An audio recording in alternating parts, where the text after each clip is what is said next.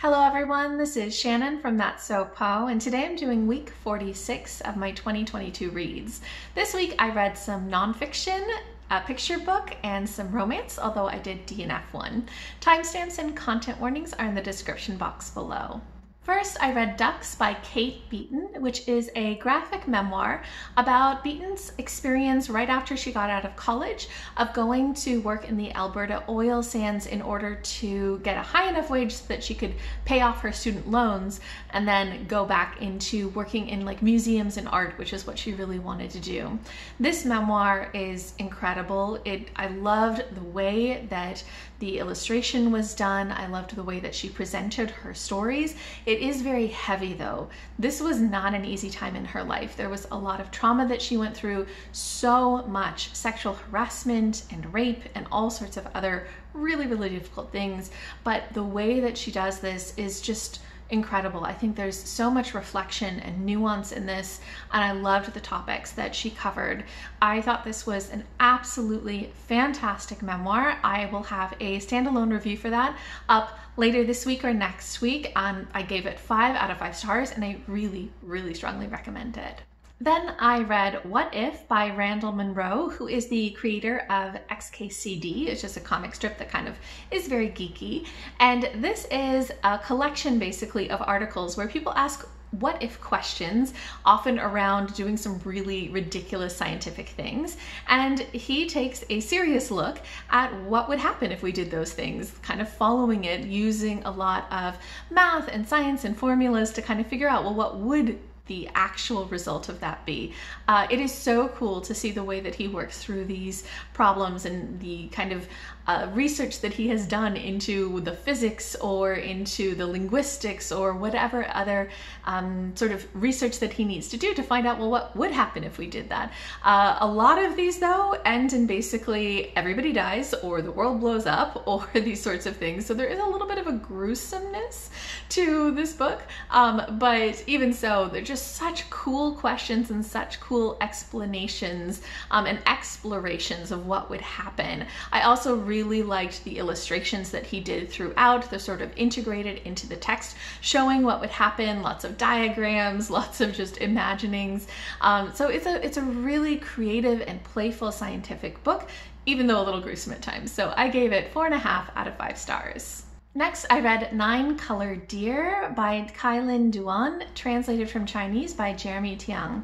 This is a picture book that is about a magical deer that has 9 colors, lives in a very secretive forest, and one day saves a man who is drowning with the condition that, he not tell anybody where she lives.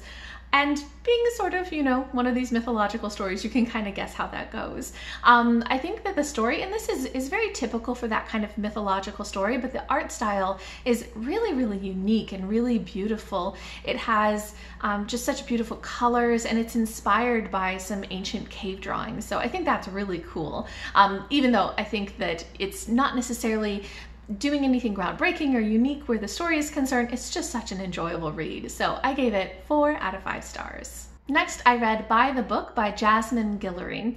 This is a contemporary retelling of Beauty and the Beast that is part of a series of retellings that are published by Hyperion Avenue, which is an imprint of Disney.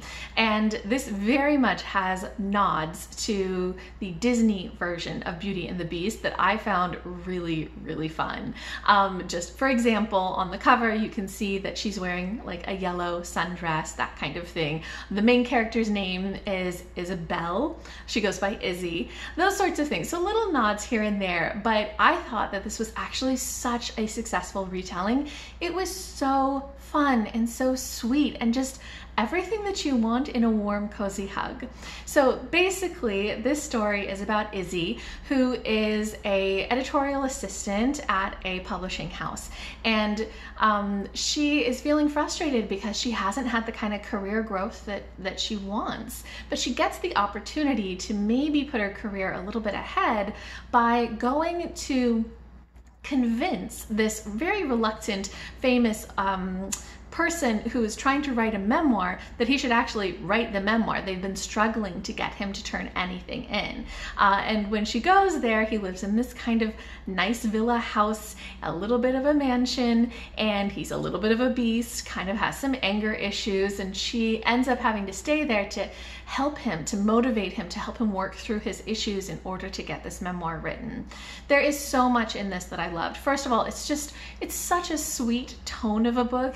It is something that I constantly had a smile on my face while I was reading, and it has a lot of really interesting kind of personal and mental health and social issues that are addressed. We definitely get some talks about what it's like for Izzy to be a Black woman in publishing.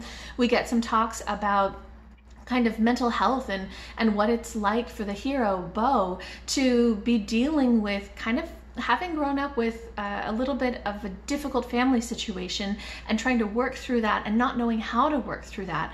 And there are so many really very upfront good discussions about what kinds of interactions are okay. And he's got these anger issues, but it's made real clear that that's not acceptable, that he cannot lash out, and he knows it and he apologizes.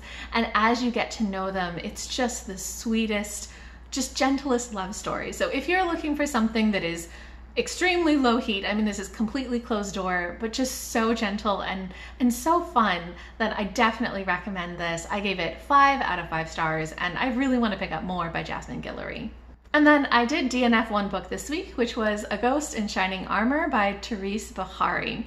If you saw the Try a Chapter challenge that I did like last week, you'll know that this was actually my top choice from that challenge, so I was a little sad that I ended up DNFing this, but I loved the prologue to this. It was so funny. I completely was in love with the humor style. It really worked for me. But the further into this story that I got, the more it kind of fell apart for me. So the basic premise of this story is that there is a woman who discovers upon her 18th birthday that she can see ghosts, but like nobody else in her world can. This is a completely unheard of thing. But the ghosts sometimes are needing her help to complete sort of missions that they have, or sometimes they're there to help her. And so when she's older, she ends up meeting this ghost who is there to help her when she's dealing with trying to connect with an estranged sister. And she's got a lot of issues going on in her life because of this, and he's there to help her, but also he seems to also have some things that he needs to grow and mature on. Even though he is a ghost, he is made corporal because she kisses him in one of their first meetings, and this apparently makes him be physical in her world. He's also apparently from a different dimension. There's like some multi-dimensional things going on here. And this brings me to where the story kind of starts falling apart for me. So I got 35% of the way through this, and I realized that I just wasn't even following the story. It really struggled in terms of flow of the story and progression of the plot, where a lot of it didn't make sense. The world building in terms of the magic was a little all over the place. Like, we've got these multi-dimensional things, and we've got kind of ghosts that can become corporal, but it's not really explained. There's some sort of like guardian ghosts, but the ghost himself has a guardian ghost. It's like, it's quite confusing. I also think that just the way that the plot kind of goes forward, we go from scene to scene, and I don't always follow, like, why are we going from this scene to that scene? Why are the characters making these choices? So it really kind of fell apart for me, as well as I was really struggling to root for the hero and the heroine. The hero is that kind of closed off, emotionally repressed, you know, responds to things in grunts type of character, who also sometimes really steps over the line in being domineering, which was not for me. And I know that he's got character growth to go through, but that didn't work for me. And then the heroine, she's got this kind of mess in her life, and she is lying left, right, and center to everybody, her friends and her family, to not deal with these things, and just the amount of lying and subterfuge and things like that was something that I just wasn't behind. So yeah, this book, despite having some humor at the beginning that I absolutely loved, ended up just not working out for me, so I DNF'd it. Okay, so that is everything that I read and DNF'd this week. I had some real favorites this week. Really just love them. Definitely recommend those. If you guys have read any of these, or if you're interested, if you want to chat with me about them or tell me what you've been reading this week, I'd love to hear from you. Just leave me a comment down below.